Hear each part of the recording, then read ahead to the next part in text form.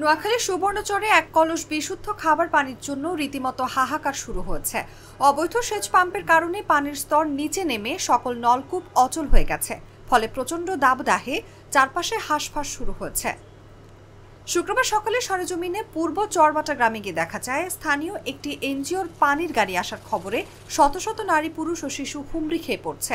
বেলা 11:30টায় সাগরিকা সমাজ উন্নয়ন সংস্থার গাড়ি দেখে মসজিদের মাইকে পানির গাড়ি আসার ঘোষণা দেওয়া হয়। মুহূর্তে এক কলস খাবার পানির জন্য প্রতিযোগিতায় নামেন স্থানীয়রা। পানি শেষ হয়ে যাওয়ার আশঙ্কায় কলস নিয়ে গাড়ি ঘিরে ধরেন তারা। আগে না নিলে পানি পাবে না, তাই কলস নিয়ে হুড়োহুড়ি শুরু করেন স্থানীয়রা। খোঁজ নিয়ে জানা গেছে, ইরি বড় চাষে অপরিকল্পিতভাবে অসংখ্য অবৈধ সেচ পাম্পে পানি তোলার কারণে প্রতি বছর শুষ্ক মৌসুমে সুবর্ণচরে ভূগর্ভস্থ বিশুদ্ধ পানির সংকট দেখা দেয়। তবে এবার এই সংকট অন্যবারের তুলনায় বেশ প্রকট আকার ধারণ করেছে। স্থানীয় বাসিন্দারা জানান, 4-5 বছর আগেও সুবর্ণচরে এমন চিত্র ছিল না। তখন এলাকায় বোরো চাষ হতো কম। বেশিরভাগ মানুষ রবি শস্য উৎপাদন করত, তাতে ভূগর্ভস্থ পানির ব্যবহার তেমন ছিল না। কৃষিকাজের জন্য 245টি সেচ পাম্পের অনুমতি থাকলেও অপরিকল্পিতভাবে বসানো হয়েছে আরও 3000-এর বেশি সেচ পাম্প। এতে দিন দিন ভূগর্ভস্থ পানির উপর চাপ বেড়েছে।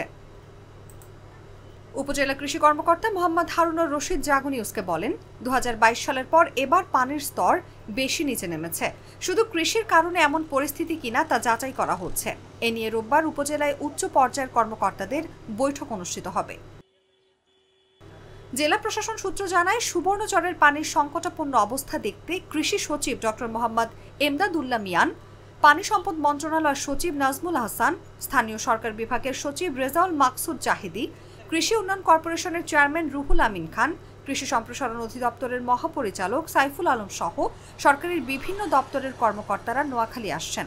তারা বিভিন্ন এলাকার সরেজমিন পরিদর্শন শেষে রোববার সকালে উপজেলা পরিষদ মিলনায়তনে পানি সংকট নিরসনে করণীয় শীর্ষক মতবিনিময় সভায় যোগ দেবেন।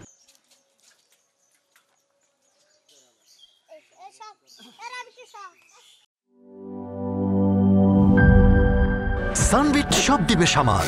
সানবিট ম্যাজিক প্রেস ডিশওয়াশিং এর মাথা ঘোরানো সলিউশন।